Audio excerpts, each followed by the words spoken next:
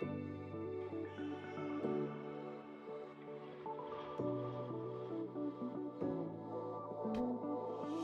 everyone, and welcome to the Missing Link for SLPs podcast. I'm Maddie, your host, speaker, and very passionate speech-language pathology advocate.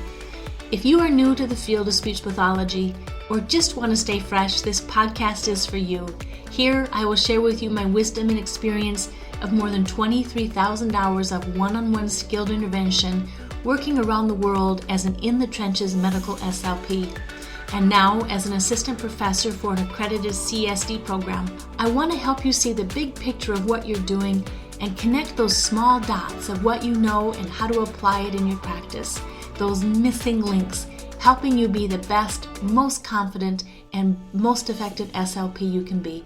There's no better time than now to freshen up. You totally got this.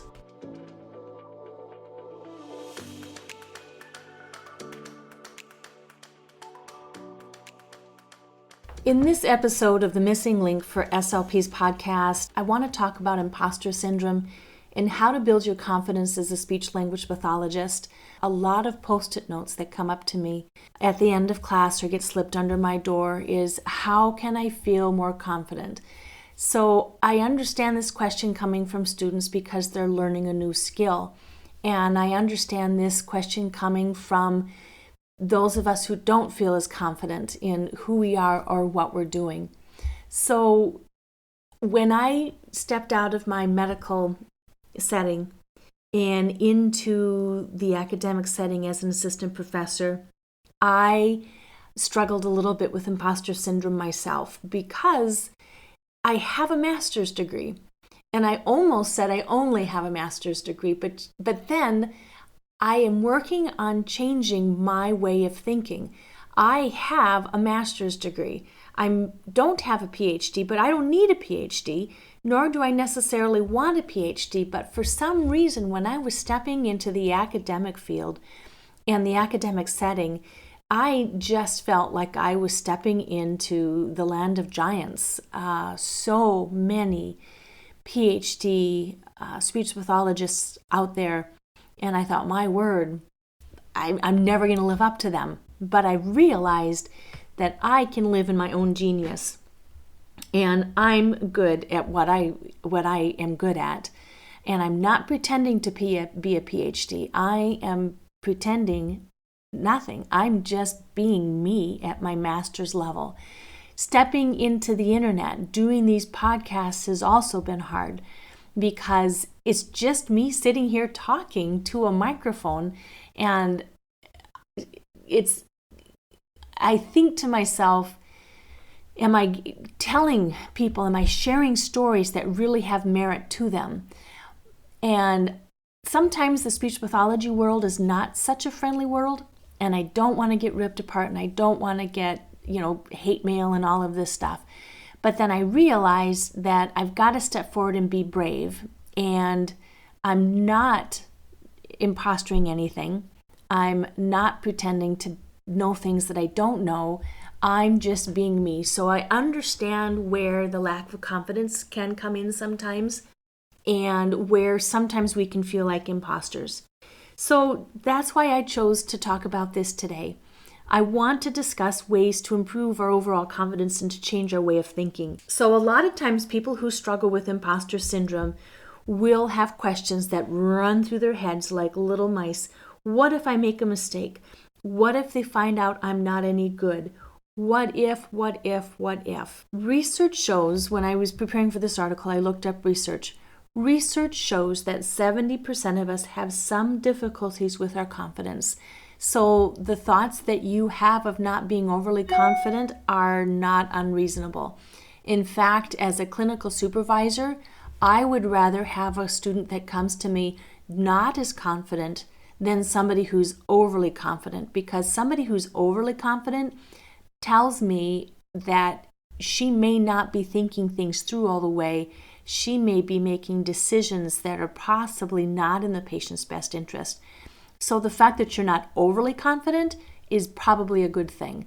I don't want you underconfident either, so let's talk about ways to get your confidence at a good, healthy level.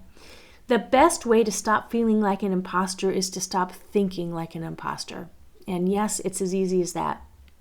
Neuroplasticity is the new buzzword out there, but this is neuroplasticity at its best. If you keep thinking the negative thoughts of, I'm not good enough, I don't know enough, they're going to find out about me, those negative pathways in your brain will be reinforced. So you've got to change those feelings.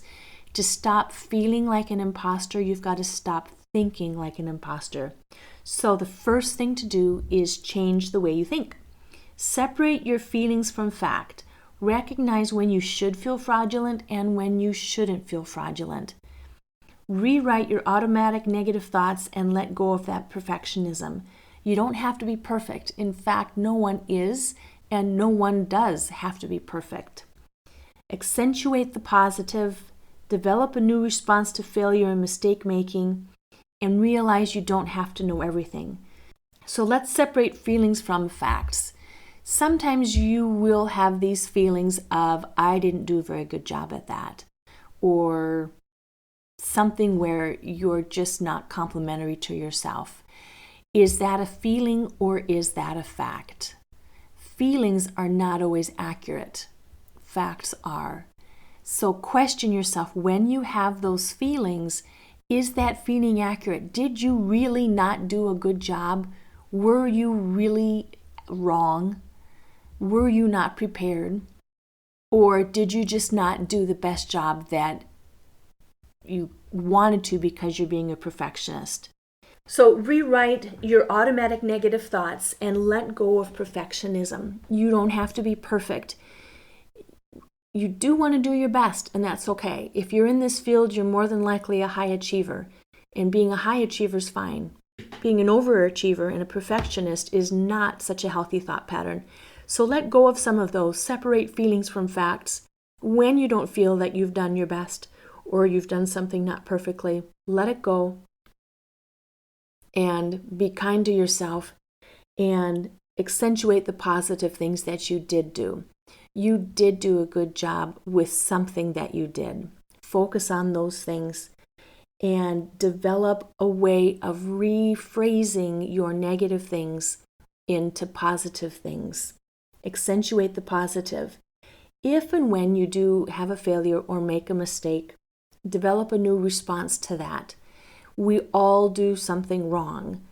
It happens to every single one of us. And instead of kicking ourselves around the block, saying, all these terrible things about yourself, rewrite what you say to yourself and say, yes, I made a mistake, but next time I'm going to do this.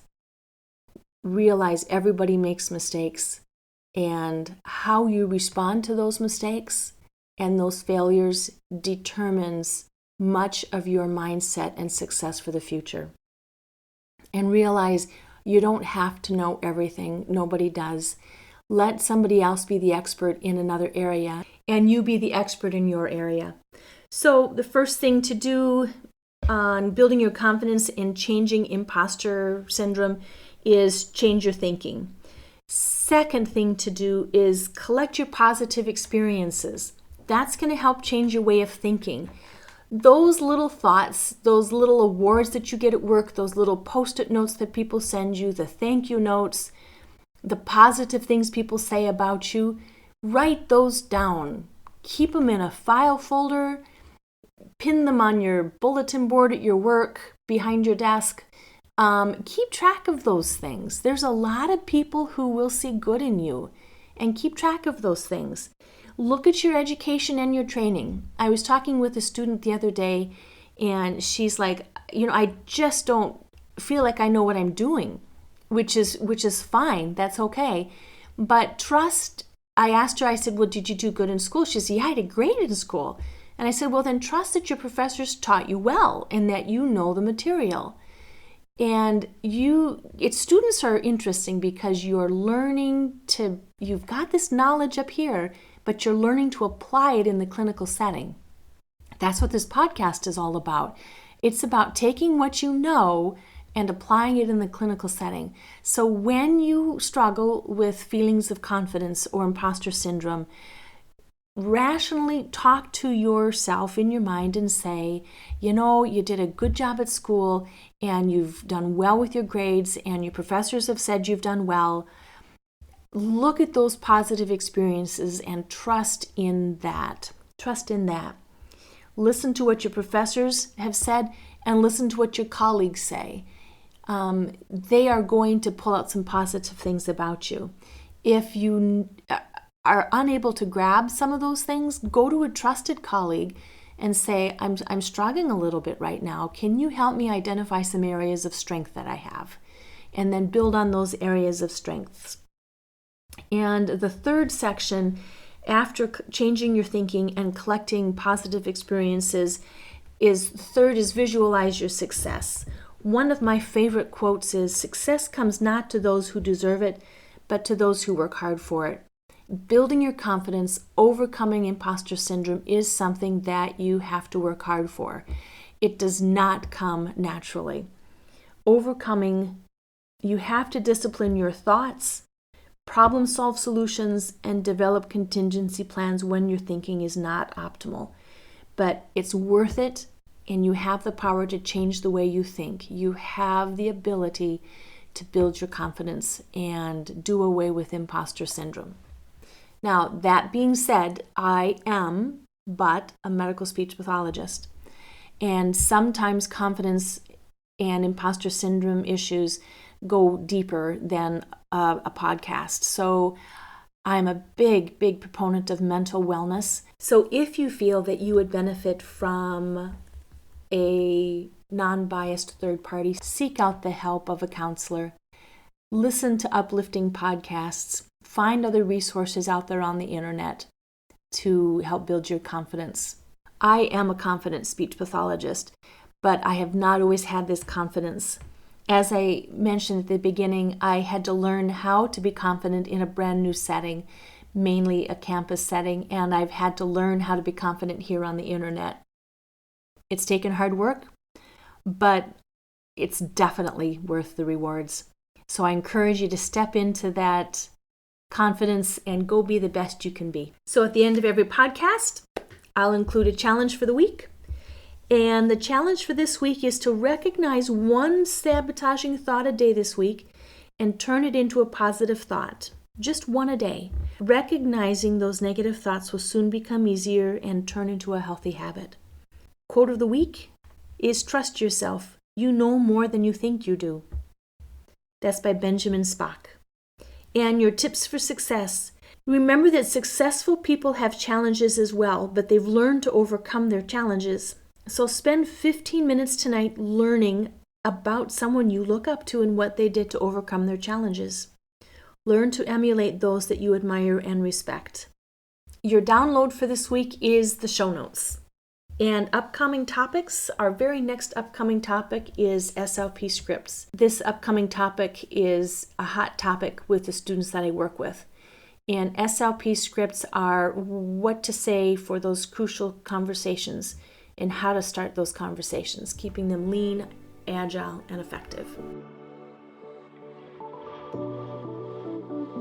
I hope today's conversation has created some aha moments for you and motivated you to become a better SLP, continuing to connect some of those missing links between what you know and how to use that knowledge. Thank you for downloading the missing link for SLP's podcast, and if you enjoyed the show, I'd love you to subscribe, rate it, and leave a short review. Also, please share an episode with a friend. Together we can raise awareness and help more SLPs find and connect those missing links, help them feel confident in their patient care every step of the way. Follow me on Instagram and join the Fresh SLP community on Facebook. Show notes are always available, so come learn more at freshslp.com. Let's make those connections. You got this.